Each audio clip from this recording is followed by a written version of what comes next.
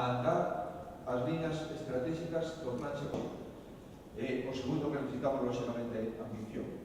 Ambición de que Galicia, por riba de todo, que agora van a ser estudiadas por todas as administraciones. Esta frase foi pronunciada por un presidente da Xunta no Xacobeo de 2000, dándose as exigencias do territorio con vistas a un futuro prometedor. O último quero decirles que, ademais de esta sesión constitutiva, la Comisión Executiva vai a ser o órgano toda a súa misión. Traballemos orgullosos dese objetivo, porque traballamos ese... Esta comisión organizadora do Xacobeo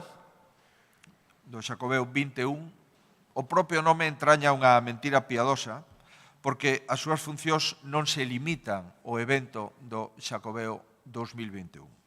O labor desta comisión non se dará por rematado cando as badaladas soen o 31 de decembro do ano 21, porque os seus froitos se sentirán desde moito antes do ano 21 e, esperemos, deixarán unha pegada para moito despois. Quero dicirlles que o Xacobeo vai a ser un éxito, estou convencido diso.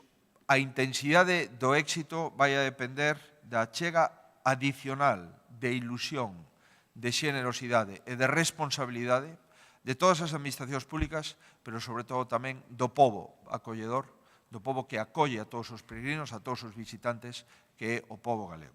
Temos moito traballo feito, é a primeira vez que tanto traballo se ten feito con tanta antelación, pero nos queda, sin ninguna dúbida, acertar nas metas finales, nos programas definitivos, nos queda todavía por construir boa parte do edificio do plan.